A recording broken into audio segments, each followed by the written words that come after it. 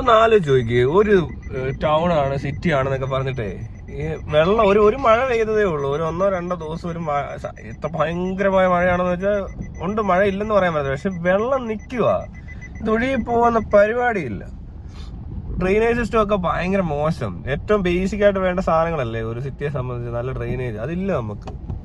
ഭയങ്കര വലിയ പുരോഗമനം ഒക്കെ ഉണ്ട് ഇവിടെ നടക്കുന്നുണ്ട്. അങ്ങേറ്റത്തെ യൂറോപ്പിനെ വെട്ടുന്ന സാഹചര്യങ്ങളുണ്ട്. പക്ഷെ എന്ത് ചെയ്യാനാ, ഇങ്ങനെയൊക്കെ കാര്യങ്ങൾ. വെള്ളം കയറിയിട്ട് അയ്യോ.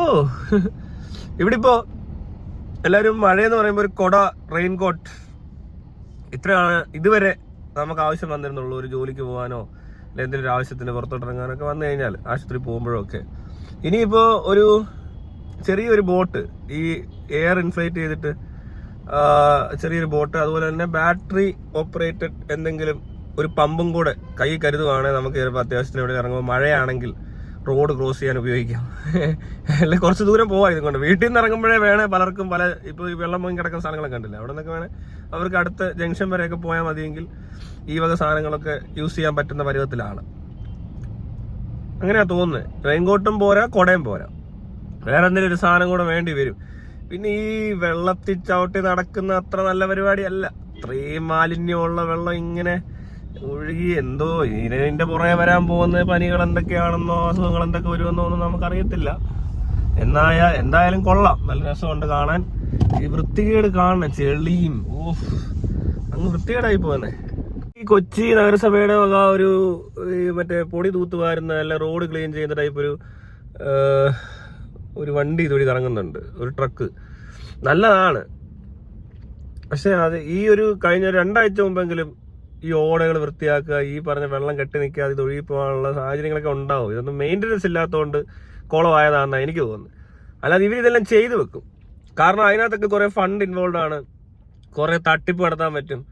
അതുകൊണ്ട് എല്ലായിടത്തും എല്ലാം ഉണ്ടാക്കി വെക്കും. പക്ഷെ ഇതിന്റെ മെയിൻ്റനൻസ് വരുമ്പോഴാണ്, എന്നുവെച്ചാൽ എനിക്കെല്ലാം കിട്ടിയല്ലോ, എൻ്റെ ആവശ്യം, എൻ്റെ കാര്യങ്ങളൊക്കെ നടന്നു. ഞാൻ ചിലപ്പോൾ ഒരു വീട് വെച്ച് കാണും, അല്ലെങ്കിൽ ചിലപ്പോൾ ഒരു വലിയൊരു പ്രൊജക്റ്റ് എടുത്ത് ഒരു കലിങ്ക് പണിതാൽ തന്നെ എത്ര രൂപ തട്ടിക്കാൻ പറ്റുമെന്നൊക്കെ ആലോചിച്ച് നടക്കുന്ന ആളുകൾ മാത്രമേ ഇവിടെ ഉള്ളൂ.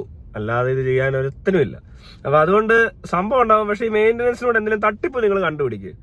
ഏതാ കുറേ കാശ് അടിച്ച് മാറ്റാൻ പറ്റുന്ന പരിപാടിയാണ് മെയിൻ്റനൻസ് എന്ന് കണ്ടുപിടിച്ചാൽ ചിലപ്പോൾ ഈ ഏരിയ ഒക്കെ ക്ലിയർ ആവും. അല്ലെങ്കിൽ രക്ഷപ്പെടത്തില്ല. കുറച്ച് പേർക്ക് കാശുണ്ടാക്കാൻ പറ്റണം, അതെ ആൾക്കാരെ പറ്റിച്ചിട്ടേ. അപ്പോൾ ഇതുവരെ കോൺട്രാക്ടറോ അല്ലെങ്കിൽ ഇതിനിടെ നിൽക്കുന്ന അത്രയും പേര് മെയിൻ്റനൻസ് കോൺട്രാക്ടർക്ക് കൂടെ കുറച്ച് തട്ടിപ്പ് നടത്താനുള്ള അവസരം കിട്ടുവാണെങ്കിൽ ചിലപ്പോൾ ഇത് നന്നാവുമെന്നാണ് തോന്നുന്നത്. അല്ലാതെ വേറെ വഴിയൊന്നുമില്ല. ഇതൊക്കെ ഉണ്ടാക്കി വെച്ചിട്ടുണ്ടാവും, യാതൊരു സംശയം വേണ്ട. പറയുമ്പോൾ പടം വരച്ച് കാണിച്ചാൽ ചിലപ്പോൾ ഇതെല്ലാം ഇവിടെ കാണും. പക്ഷെ ആ വരച്ച സ്ഥലത്ത് ഇപ്പോൾ ആ സാധനം എല്ലാം വേറെന്തോ വന്ന് മൂടി, അല്ലെ വേസ്റ്റ് വന്ന് മൂടി എന്നൊക്കെ പറയുന്ന അവസ്ഥയുള്ളത് കൊണ്ട് വെള്ളം ഒഴുകി പോകാത്തായിരിക്കും. ഇതൊക്കെ ഒരു മഴ എന്ന് പറയുന്നത്, ഇത് ഇവിടുത്തെ കാലാവസ്ഥ നിരീക്ഷണം എന്ന് പറഞ്ഞാൽ ഇപ്പൊ കാലാവസ്ഥ മാറുന്നത് എനിക്ക് നിരീക്ഷിക്കാം, ഞാനും നിരീക്ഷിച്ചുകൊണ്ടിരിക്കുക എന്ന് പറയുന്ന പോലെ ഇവിടുത്തെ ഓരോ കാലാവസ്ഥാ നിരീക്ഷണവും അതനുസരിച്ച് ബാക്കി കാര്യങ്ങളും ഒക്കെ. ഇതൊക്കെ ഫോർകാസ്റ്റ് ചെയ്തുകൊണ്ട് എന്തെങ്കിലും പ്രിക്കോഷണറി മെഷേഴ്സ് എടുക്കുക, അതൊന്നുമില്ല.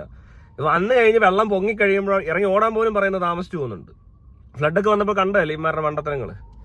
അതുകൊണ്ട് ഇവര് എന്ത് ചെയ്യണമെന്ന് ചോദിച്ചാൽ ഇവർക്കൊക്കെ ഒരു കുറച്ചുകൂടി ഉത്തരവാദിത്വം ഉണ്ടാക്കി കൊടുക്കണം. അത് സ്കൂളിൽ പഠിപ്പിക്കേണ്ടി വരും. ഇനിയും ഈ പോയ തലമുറ പോട്ടെ, ഇനി വരുന്നവർക്ക് ഇത് പഠിക്കുക എന്നുള്ളതേ ഉള്ളൂ. അല്ലാതെ ഇപ്പൊ ഒന്നും ചെയ്യാനില്ല. വെള്ളത്തിൽ മുങ്ങിയാൽ മുങ്ങി, ചത്ത ചത്ത്.